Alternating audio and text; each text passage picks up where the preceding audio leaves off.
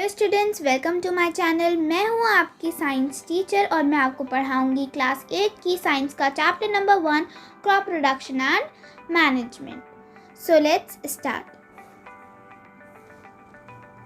तो इस video lecture में हम लोग हमारे दो टॉपिक्स को डिस्कस करेंगे, जो है फूड फॉर आवर सर्वाइवल और फूड फ्रॉम प्लांट्स। सो अब हम बढ़ते हैं हमारे फर्स्ट टॉपिक की तरफ। हमारा फर्स्ट टॉपिक है फूड फॉर सर्वाइवल।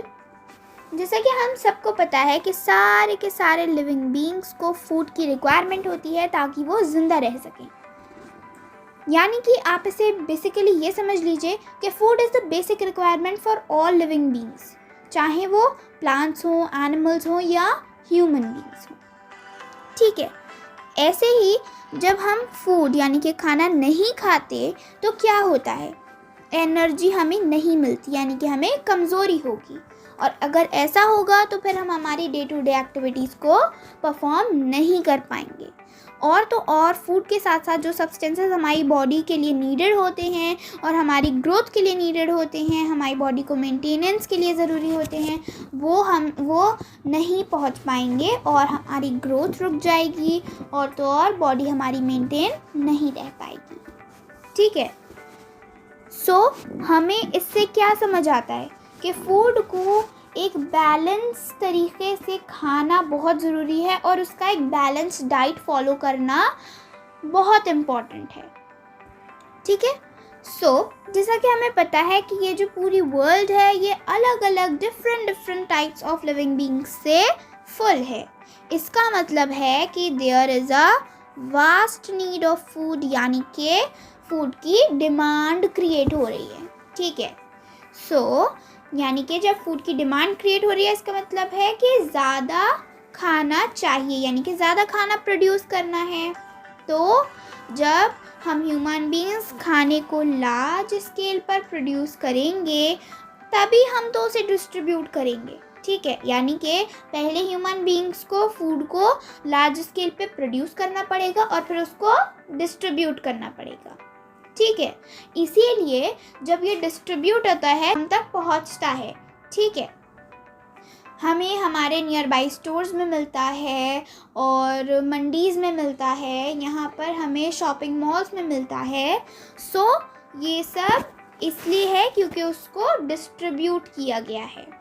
ठीक है, ऐसे ही जो एवरी ऑर्गेनिज्म है वो प्लांट्स से इंटरकनेक्टेड है, मतलब हम इनडायरेक्टली प्लांट्स को कंज्यूम करते हैं। ठीक है, ये हमने पढ़ा है 7th क्लास में फूड वेब और फूड चेन में। ठीक है, अब हम आगे बढ़ते हैं हमारे नेक्स्ट टॉपिक पे, जो है फूड फ्रॉम प्लांट्स। तो हमने बहुत बार सुना है कि क्रॉप्स, तो ये क्रॉप्स क्या होती हैं? What are crops? एक सिंपल सी डेफिनेशन है कि जब फार्मर्स जो होते हैं वो ग्रो करते हैं और कल्टीवेट करते हैं। कल्टीवेट का क्या मतलब है? प्रिपेयर करना और यूज़ करना। किसे? लैंड को। क्यों? ताकि वो उस पर क्रॉप्स उगा सके। अब यहाँ पे ये क्रॉप्स क्या हैं वो मैं बताती हूँ। प्लांट्स जब एक लार्ज स्केल पे यानी कि ज़्यादा अमाउंट में किसी जगह पर उगाए जाते हैं, क्यों?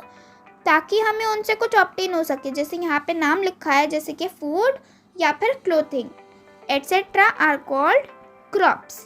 ठीक है, जाहिर सी बात है अगर हम किसी चीज़ को उगा रहे हैं इसका मतलब है कि हमें उससे कुछ ऑब्टेन होगा, यानी कि प्लांट्स कुछ प्रोड्यूस कर रहे हैं, हमें उससे कुछ मिलेगा, इसलिए हम उससे उगा रहे हैं। प्लांट से हमें क्या मिलता है? हमें फाइबर्स मिलती हैं, जैसे कि कॉटन है, फाइबर है एक तरह से। ठीक है, और फूड है, वेजिटेबल्स हैं, उसमें सीरियल्स हैं, पल्सेस हैं, ये सब प्लांट से ही मिलते हैं। ठीक है, तो ये है लार्ज स्केल पर ग्रो किया गया, तब वो क्रॉप्स है। ठीक है, अब जैसे कि सीरियल्स हैं, जैसे कि राइस है, वीट है, मेज है, पैडी है, मिलेट है, और फ्रूट्स एंड वेजिटेबल्स हैं और पल्सेस भी हैं। ठीक है, तो ये सब क्या है? Different kinds of food crops. ठीक है, अब crops can be grouped as kharif crops and rabi crops. तो यानी कि क्रॉप्स को हम क्लासिफाई कर सकते हैं as kharif crops and rabi crops. तो अभी हमने पढ़ा क्रॉप्स के बारे में, अब हम पढ़ते हैं इनकी टाइप्स के बारे में। सो खरीफ क्रॉप्स, ये खरीफ क्रॉप्स क्या हैं? खरीफ क्रॉप्स वो क्रॉप्स होती हैं जिन्हें समर सीजन में उगाया जाता है और इन्हें कब बोया जाता है? Usually in the month of June, और इन्हें कब हार्वेस्ट कर दिया जाता है? अब यहाँ पे एक न्यू वर्ड है हार्वेस्ट। तो ये हार्वेस्ट क्या होता है? कटिंग, और जब गैदर करते हैं क्रॉप्स को, यानी कि जब क्रॉप्स पक चुकी होती हैं तब उनको कट किया जाता है और फिर उनको उनको गैदर किया जाता है।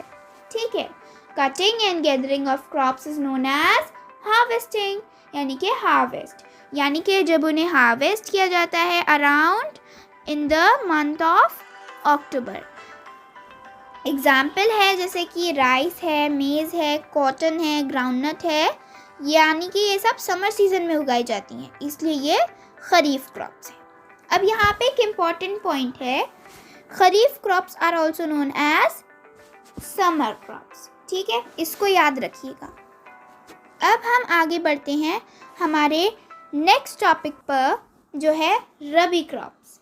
अब जैसे कि खरीफ क्रॉप्स को समर सीजन में उगाया जाता है, ऐसे ही रबी क्रॉप्स को विंटर सीजन में ग्रो किया जाता है और इन्हें यूजुअली नवंबर के मंथ में प्लांट किया जाता है और ये इन्हें हार्वेस्ट किया जाता है अप्रैल के अराउंड। ठीक है, और वीट है, पी है, ग्राम है, बार्ले है, ये सब कॉमन रबी क्रॉप्स हैं। अब जैसे खरीफ क्रॉप्स का एक इम्पॉर्टेंट पॉइंट था जिसे हमें याद रखना था, वो क्या था? Kharif crops are also known as summer crops. इसी तरह से rabi crops are also known as winter crops. ठीक है, इसे भी याद रखिएगा। सो विद दिस हमने हमारा ये वाला वीडियो लेक्चर कंप्लीट कर लिया है। सो आई होप कि आपको ये वीडियो अच्छी लगी होगी, और तो और आपको अगर कोई भी डाउट है तो आप प्लीज़ उसको कमेंट सेक्शन में लिख दीजिएगा और मेरी वीडियो को लाइक कीजिएगा, चैनल को सब्सक्राइब कीजिएगा। और अब हम मिलते हैं हमारी नेक्स्ट वीडियो लेक्चर में। Till then take care and bye.